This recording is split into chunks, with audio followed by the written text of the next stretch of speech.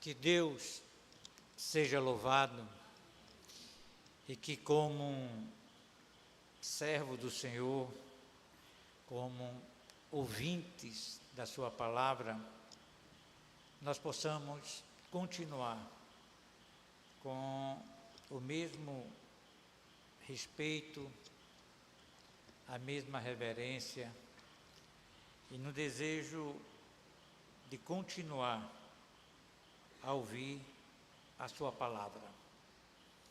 Eu sempre digo e ressalto, sempre que possível, que a nossa vida, ela pertence a Deus.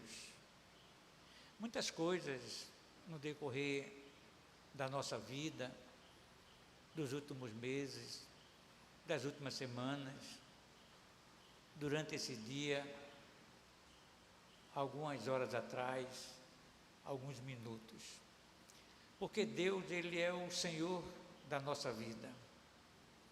Ele é que te criou, que nos criou. É Ele que está dando a nós condições para vivermos esta vida, mas de forma que possamos corresponder com aquilo que Ele almeja para nós. E muitas vezes nós estamos vivendo a vida de forma automática. Nós nos acordamos, passamos o dia fazendo as nossas obrigações, os nossos compromissos, atendendo um, atendendo o outro, buscando as nossas realizações pessoais. E ao chegar à noite, ao nosso lar, dormimos e passamos para o outro dia. Porém, Deus sempre está nos conduzindo e nos dando condições para nós refletirmos um pouco. E não é bom que a gente viva a nossa vida muitas vezes desta forma. E é bom nós pararmos um pouco, é bom nós refletirmos um pouco de tudo aquilo que nós estamos fazendo. Primeiro, do que nós somos, e segundo, o que é que nós estamos fazendo e o que Deus quer de nós. O que é que eu estou fazendo, o que é que Deus quer que eu faça e de que forma eu estou conduzindo a minha vida. Muitas vezes no automático. Isso é em toda a esfera da sociedade. Isso é no servidor público, no privado, você adolescente, jovem, adulto. Muitas vezes nós temos tido esse comportamento, as nossas atitudes, nosso comportamento é automático. A palavra de Deus nos ensina, e esta foi a preocupação do apóstolo Paulo, quando ele escreveu à igreja de Corintos. A igreja de Corintos era composta de pessoas de origem judaica e não judaica. Não judaica quer dizer os gentios, e pessoas judaicas descendentes do judaísmo. E a igreja de Corintos era considerada uma igreja cristã. Por que é considerada uma igreja cristã? Porque aquela igreja seguia a Cristo e tinha em suas práticas, doutrinas e princípios, os ensinos deixados por Jesus. Porém, aquela igreja composta por judeus convertidos deixou de professar a fé judaica e passou a professar a fé cristã, e os não-judeus, gentios, passaram também a professar uma fé cristã. Então, nós tínhamos dentro da igreja de Corintos, este grupo de irmãos, todos, partindo do princípio, convertidos, todos tinham conhecimento da pessoa de Cristo e todos tinham conhecimento do aspecto doutrinário em que a própria palavra de Deus tem nos ensinado ao longo dos séculos e desde na época da igreja primitiva. Porém, a igreja de Corintos tinha alguns comportamentos que não estavam condizentes com o princípio da fé cristã, com os princípios da fé apostólica. E uma das condutas que aquela igreja de Corintos tinha era a respeito do entendimento da ceia do Senhor. Era uma igreja que precisava ser doutrinada, era uma igreja que precisava retomar os valores e os princípios da palavra de Deus, e que em determinados momentos algumas práticas da fé judaica, né, do conceito judaico, fazia parte da igreja cristã, e os gentios tinham dificuldade de aceitar tal doutrina ou tal comportamento. E ali Paulo, por isso que Paulo é tido como apóstolo dos gentios, ou seja, a igreja foi doutrinar. Muitas cartas que Paulo escreveu teve como propósito doutrinar, conduzir, trazer a fé cristã para o ponto central dos ensinos de Jesus. E aqui Paulo estava preocupado com a unidade da igreja e a pureza da fé cristã. Paulo estava preocupado com a unidade da igreja e a pureza da fé cristã. Ora, sabemos que ele queria assegurar que os cristãos compreendessem a importância da comunhão com Cristo e uns com os outros, através da ceia do Senhor.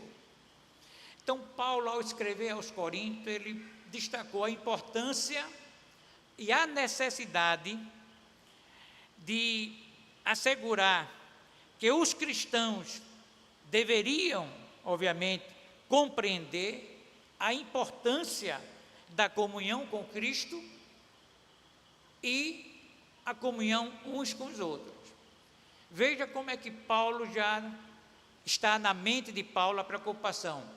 Ele destaca a necessidade, a importância e assegura que os cristãos precisam compreender não só a importância, mas a comunhão dele com Cristo e dele um com os outros.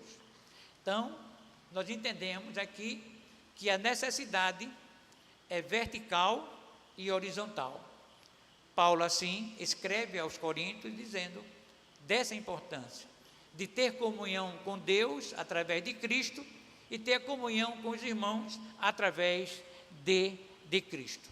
Nos versos, no capítulo 1 de Coríntios, desculpem, 1 Coríntios, capítulo 10, verso 15 e 16, nós vamos ler esse texto.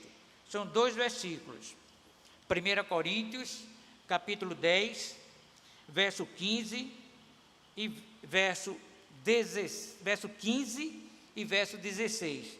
Diz assim: não é o cálice de bênção que abençoamos, a comunhão dos santos de Cristo. Não é o cálice de bênção que abençoamos, a comunhão do sangue de Cristo, e não é o pão que praticamos, a comunhão do corpo de Cristo, porque nós, sendo muitos, somos um só pão e um só corpo, pois todos participamos do mesmo pão. Vamos orar. Senhor nosso Deus e Pai, te agradecemos pela leitura da Tua palavra, que Teu Espírito Santo nos conduza sobre a Tua direção e dá a cada um de nós o entendimento da Tua palavra, que haja salvação e santificação de vidas, em nome de Jesus. Amém. Diante desse texto, Paulo traz para a reflexão da igreja de Coríntios o que é o que representa a ceia, com os dois elementos, pão e vinho, o corpo de Cristo, que é a carne, e o sangue de Cristo ali pregado na cruz. E ele coloca a figura de Cristo como ponto central da nossa fé, da nossa comunhão com Deus e da nossa comunhão que necessitamos ter com o nosso irmão, com o nosso semelhante. Paulo enfatiza que a participação da ceia do Senhor, quer dizer, o pão e o cálice, simboliza a comunhão com o corpo e o sangue de Cristo. Significa que os cristãos não devem se envolver em rituais pagãos, pois participar da ceia do Senhor implica uma aliança, sem dúvida alguma, exclusiva com Cristo. Por que isso? Porque a própria igreja de Coríntios tinha na sua concepção, em alguns membros, o desejo de trazer algumas práticas não condizentes com a fé cristã, considerada pagãs, para dentro da igreja. E muitas vezes nós temos presenciado em alguns segmentos religiosos, como igreja, alguma igreja, que tem tido a conduta semelhante a esta prática existente na igreja de Corinto. Nós, obviamente, não estamos aqui para ser juiz, mas estamos aqui para compartilhar e trazer à mente do irmão, à mente do amigo, ao coração do irmão, ao coração do amigo, posições e ensinos para que você possa refletir e ver a essência do significado da ceia do Senhor, que contém esses dois elementos e nada mais além disso. Portanto, o contexto desses versículos é um apelo que Paulo faz para com os coríntios, para que eles compreendessem a seriedade e a importância da comunhão com Deus e a comunhão com o seu irmão, abstendo-se de práticas que, porventura, viessem a comprometer a fidelidade de Cristo, ou a Cristo. Isso quer dizer que eu tenho que ter entendimento, eu tenho que ter a compreensão, eu tenho que ter a decisão de que forma, de que maneira eu devo exercer esta prática, esta ordenança trazida por Jesus para a sua igreja. Celebração, comunhão e unidade em Cristo Jesus. Entre a celebração e os dois elementos, pão e vinho, está comunhão e unidade. Comunhão e unidade. Podemos observar que duas coisas têm nos chamado a atenção e creio que tem chamado a atenção de você, meu irmão e meu amigo. Duas coisas chamam a atenção em que, se tratando de um corpo, quando você olha para o corpo, você olha para os membros que compõem aquele corpo. Vamos idealizar, vamos colocar a mente no corpo humano.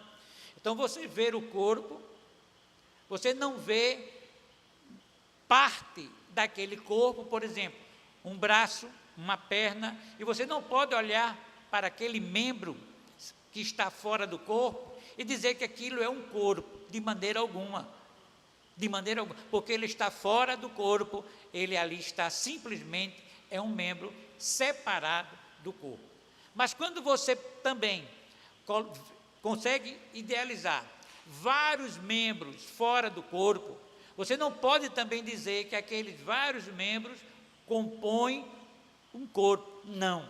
Um corpo tem que os seus membros estarem em pleno funcionamento com o seu corpo. Então, o braço, as pernas, as mãos, os ouvidos devem, obviamente, estar ligados ao corpo. E a palavra de Deus nos ensina que, dentro da importância de cada membro que compõe este corpo, não há nenhum grau de inferioridade ou nenhum grau de superioridade. Você não percebe no corpo nem a mão, nem os braços, nem os olhos, nem as pernas, se questionando entre si, discutindo entre si, ou até mesmo cada um se desqualificando, ou qualquer outro membro tendo uma postura de superioridade. De maneira alguma. Você vê uma plena harmonia, uma unidade em funcionamento com eficácia. Tratando desse aspecto, Paulo ensina à igreja de Coríntios a necessidade, a compreensão desta comunhão e desta unidade, para que o nome do Senhor Jesus seja glorificado e seja exaltado. Então, como membro do corpo de Cristo, que eu sou, que você é, e que nós fazemos parte desta família, você é importante, você tem valor. O próprio Deus ressalta na pessoa de Cristo que você é importante, meu querido irmão, meu querido amigo, você é importante. E o mais importante ainda, que a natureza humana olha para o seu semelhante e a primeira concepção que ele tem é o visual, o que é o aspecto oposto diante do olhar de Deus para cada um de nós. Deus não está simplesmente olhando a nossa aparência, Deus olha o nosso coração, Deus conhece o que está dentro de cada um de nós, e Ele vê a mim, a você, e a cada um como pessoa importante para Ele, e algo que Deus ama, ao ponto de ter enviado o seu Filho Jesus. Então você é importante para Deus, não importa o que você fez, ou que você deixou de fazer, mas hoje, o olhar que Deus tem para você, é um olhar especial, é um olhar de amor, movido pela compaixão, movido pela unidade, que leva você a ter unidade com Ele, através de Cristo. O texto nos ensina também que precisamos fazer do corpo de Cristo quando somos batizados. O que é que diz a palavra de Deus? Que nós somos um em Cristo, quando fomos um dia batizados. E quando fomos batizados pelo Espírito Santo, no dia da nossa conversão. Num dia em que nós entregamos a nossa vida a Jesus, o Espírito Santo de Deus passou a fazer parte, passou a permanecer dentro de nós, dando-nos a compreensão nítida e verdadeira que nós somos agora uma nova criatura. E o fato de sermos uma nova criatura, nós precisamos caminhar com ajustes e com correções, que a natureza humana prevalecia nas nossas condutas. Como cristão, muitas vezes a natureza humana sobrepõe a natureza do novo homem. O que havia na igreja de Coríntios, muito embora convertidos, membros do corpo de Cristo, mas na sua mente, na sua conduta, no seu comportamento, a natureza humana, em determinado momento, estava sobrepondo o aspecto espiritual. E isso, Paulo aqui tenta corrigir e tenta ensinar. Se nos colocarmos, sem dúvida alguma, diante do Senhor e se colocando diante dele, simplesmente com autoridade, parte do princípio que nós estamos agindo de forma superioridade. E nós não podemos ter um comportamento e uma conduta além do que a palavra de Deus nos ensina, porque a Bíblia é e continuará a ser a nossa regra de fé e prática. Sempre estaremos submissos à vontade de Deus, estaremos sempre submissos ao que Deus há de nos designar. Por isso que Jesus, lá na cruz, olhando aos pés da cruz, rogou ao Pai para que Deus o perdoasse. Veja a grandiosidade deste amor. E ao mesmo tempo, ele ora ao Pai e diz: se for possível, passa de mim esse cálice. Isso caracteriza a submissão à autoridade e ao poder de Deus. E nós, como criatura, hoje, filho de Deus, precisamos nos colocar também diante desta submissão, mas crendo neste poder e nesta autoridade. Veja o que é que 1 João, capítulo 1, verso 7 diz, e o próprio João destaca a importância e a necessidade de termos comunhão com os irmãos. Termos comunhão com os irmãos é obedecermos um mandamento, um dos mandamentos. E lá em João, 1 João, capítulo 1, verso 7, João destaca, o apóstolo João diz que a comunhão é uma consequência natural da redenção. Quer dizer, só é possível haver comunhão se há redenção, se há reconciliação, se há comunhão com o nosso Deus. E o que estava existindo na igreja de Corinto era a falta de comunhão, por também alguns que ali viviam estavam em desacordo com a palavra de Deus. Ao longo do ministério de Jesus, sempre ensinou que nós devemos ser como um só, unidos. Na verdade, ele deixou um novo mandamento. E qual foi o novo mandamento que Jesus nos deixou? Que vos ameis uns aos outros, como eu vos amei a vós. Veja que nós estamos diante de uma celebração da ceia do Senhor, que tem que ter comunhão e tem que ter unidade. Eu não posso participar da ceia do Senhor se eu não tenho este entendimento e eu não tenho esta conduta em cumprimento ao mandamento que o Senhor nos deixou. E Paulo, ao escrever à igreja de Corinto, havia no seio da igreja alguns comportamentos não condizentes com o novo nascimento, mas sim com a natureza do velho homem. A comunhão entre irmãos em Cristo é uma consequência daquilo que a igreja aprende sobre Deus. O que é que você tem aprendido de Deus? O que é que você tem ouvido a respeito de Deus, no sentido da importância e da necessidade de termos comunhão uns com os outros?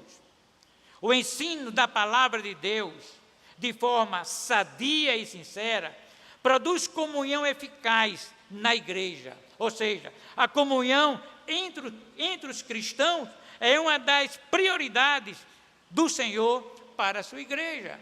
A igreja ela tem que ensinar aqueles que aqui se congregam, e aqueles que aqui se congregam têm que aprender a necessidade de obedecer este mandamento: amai-vos uns aos outros, tanto acima de tudo a Deus como ao nosso semelhante. Mas ao mesmo tempo ele diz que a comunhão entre os cristãos é uma das prioridades do Senhor para a igreja. 1 Coríntios 1:9, Paulo destaca isso. O que é prioridade? É aquilo que é emergente.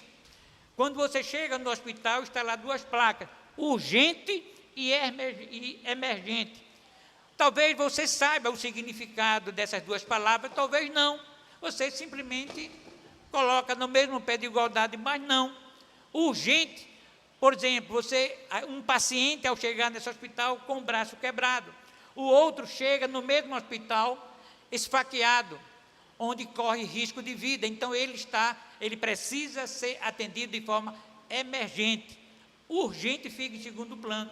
Dentro do propósito de Deus, dentro da comunhão entre o que Deus tem nos ensinado, a prioridade de Deus para a igreja do Senhor Jesus é que a igreja possa viver em comunhão entre os irmãos, cada um mantendo-se disposto e desejosos de ter comunhão, mas ao mesmo tempo, lá na frente nós vamos ver que a importância dessa comunhão que nós estamos tendo no seio da igreja, ela deve produzir efeito positivo no mundo, quando as pessoas nos veem, como nós nos comportamos. Então, tudo isso nós extraímos da celebração da ceia, da importância e da necessidade. Ora, precisamos também de ter unidade. Deus habita no meio da unidade. Não há como Deus agir fora da unidade, porque quando se tem unidade, tem força. Quando os teus membros estão em pleno funcionamento, os teus braços, as tuas mãos, o teu tórax, as tuas pernas, você tem mais força, você tem mais disposição, você produz mais, você é mais eficaz, você gera de forma positiva aquilo que estás a fazer. A igreja do Senhor precisa entender da importância e da necessidade da unidade. Por isso que Jesus disse, eu e o Pai somos um, isto é unidade. E a ceia do Senhor traz para nós este ensinamento, ao comermos o pão, ao bebermos o vinho, a trazer à memória o sacrifício de Cristo. Isto traz para todos esta unidade, como igreja, para juntos celebrarmos a ceia do Senhor. E outra coisa, quando nós falamos de unidade, é um presente dado pelo Espírito Santo aos cristãos, porque a unidade, ela não é gerada em cada um de nós. Eu não gero unidade, você não gera unidade. Esta unidade que a igreja precisa exercer é uma dádiva de Deus, ela vem por intermédio do Espírito Santo de Deus. Esta unidade é espiritual, movido no seio da igreja pela ação de Deus. Ninguém é capaz de exercer esta unidade sem ter a participação, o poder vindo do alto, porque esta unidade vem de Deus, e a igreja, sendo instituída por Deus, ela tem esta unidade através de Cristo. É Cristo que nos dá esta unidade, é Cristo que nos faz viver como igreja em unidade, em comunhão. Todos aqueles que creem em Cristo, em qualquer lugar, em qualquer tempo, fazem parte da família de Deus e estão ligados ao corpo de Cristo pelo Espírito. Então, no momento em que você é um convertido, no momento que eu sou convertido, esta unidade que há entre mim e você, ela é proporcionada pela presença do Espírito Santo na tua vida e na minha vida. Quando nós temos um outro que tem a sua vida convertida, temos um grupo que um dia entregou a sua vida a Jesus, e temos uma igreja que tem Cristo como o elo, esta unidade é dada por Cristo, pelo Espírito Santo de Deus. Por isso que onde quer que você vá, seja em outro estado, em outro país, em outro continente, lá estando um servo de Deus, lá estando a igreja do Senhor Jesus, você terá unidade. Porque o que faz esta unidade é a pessoa de Cristo na vida de cada um. Por isso nós não podemos considerar que a unidade é movida por cada um de nós. Ela deve ser preservada por cada um de nós. Precisamos mantê-la dentro da igreja. Nós somos responsáveis para manter esta unidade. Aí sim, você é responsável, eu sou responsável, cada crente em Cristo Jesus, dentro do corpo de Cristo, é responsável para manter esta unidade, porque o que nos une é Cristo. A ceia do Senhor nos ensina isto. É preciso nós termos este entendimento e esta compreensão à luz das Escrituras, para nós vivermos o Evangelho de Cristo, por sermos nova criatura. E o desejo de Deus, meu querido amigo, é que você venha fazer parte desta comunhão, desta unidade. Ora, quanto à ceia, nós não somente recordamos aquilo que Cristo fez, mas também nos identificamos com Ele e nos unimos a Ele por meio da comunhão. É uma verdade. É uma verdade. Nós também somos lembrados da nossa aliança com Cristo. Todos os que o aceitam como Salvador e Senhor vão compartilhar na plenitude da sua salvação. Não há como. Não há como. A ceia nos garante isso, nos passa esta mensagem e é, sem dúvida alguma, indispensável. A palavra de Deus nos diz, ao tomar o pão e o vinho, estamos participando desta aliança. Com quem? Com Deus, com o Espírito Santo e com todos que creem em Cristo Jesus. Veja o que tamanha profundidade e expressão dentro da prática e da observância e da obediência à celebração da ceia. Quando nós tomamos o pão e bebemos o vinho, nós estamos participando ativamente desta aliança. Que aliança? Quem fez essa aliança? Foi Cristo. Com Deus, bem como o Espírito Santo que habita em nós e todos aqueles que creem em Cristo Jesus. Então nós temos aqui Deus, temos aqui a pessoa de Jesus Cristo, temos aqui a pessoa do Espírito Santo e temos aqui eu e você participando deste cerimonial, desta ordenança que é a ceia. Ora, quando participamos da ceia do Senhor, estamos lembrando da nossa união na cruz. É ou não é? Sim. A igreja de Corinto tinha algumas dificuldades. A igreja de Corinto tinha uma certa dificuldade de entender o real significado da celebração da ceia. E Paulo assim escreve com muita propriedade, doutrinando a igreja, chamando a essência da prática e da observância do significado. Quando participamos da ceia do Senhor, estamos lembrando da nossa união na cruz. Não somente recordamos que Cristo fez, mas também nos identificamos com Ele e nos unimos a Ele por meio da comunhão. Está aqui a palavra comunhão, está aqui a palavra unidade. Somos lembrados de nossa aliança com Cristo, todos os que o aceitam como Salvador e Senhor. Sem dúvida alguma, você está tendo este entendimento. E quando tomamos a ceia do Senhor, estamos lembrando que nosso comportamento tem consequência sobre os outros, seja positivo, seja negativo. Todo comportamento nosso, toda atitude nossa gera um efeito. Então, de que forma você está exercendo esta comunhão com Cristo, com a igreja, com o nosso Deus? E de que forma você está tendo comunhão com a sua igreja, no sentido de irmãos? Por isso que a ceia do Senhor, que estamos celebrando, que nosso comportamento tem consequências sobre os outros, e nós entendemos de forma positiva. Quando somos desobedientes e poucos amorosos, estamos ferindo o corpo de Cristo, de modo que somos chamados a viver uma vida de santidade e amor. Por isso que Paulo diz, cada um examine-se a si mesmo.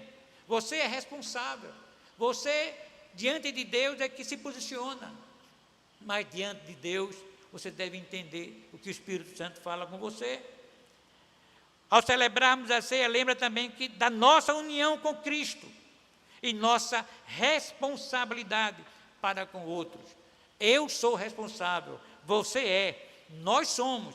A igreja de Cristo é responsável perante o mundo, diante daqueles que não ouviram a palavra de Deus. E nós precisamos pregar para Ele que está no mundo. Ao celebrar a ceia do Senhor, somos lembrados do sacrifício que Cristo fez na cruz, em meu e em seu lugar. Ao celebrarmos, nós estamos trazendo esta lembrança do sacrifício que Jesus fez.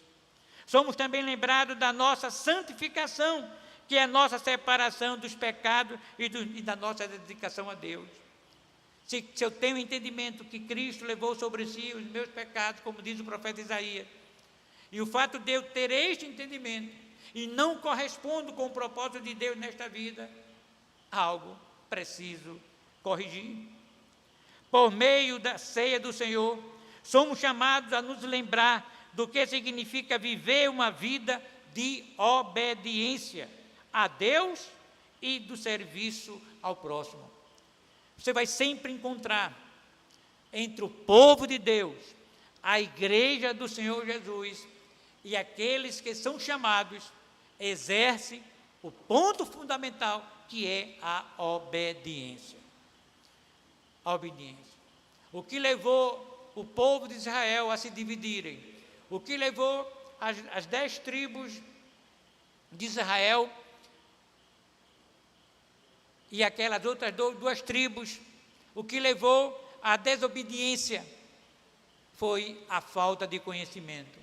E a falta de conhecimento, ela leva o indivíduo a uma decisão não condizente com a verdade. E mesmo tendo conhecimento da verdade, a desobediência traz para si situações delicadas e difíceis. O que aconteceu com Jonas?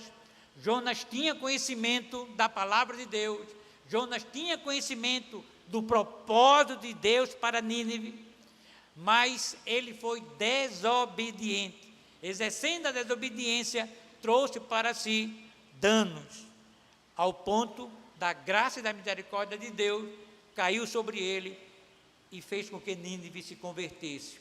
No entanto, o que nós precisamos entender também à luz da palavra de Deus, que a ceia do Senhor, somos chamados a nos lembrar do que significa viver uma vida de obediência. Todas as vezes que comer deste pão e beber deste cálice, anunciais a morte do Senhor até que Ele venha. Então nós temos que ser obedientes a esta ordenança como igreja do Senhor Jesus.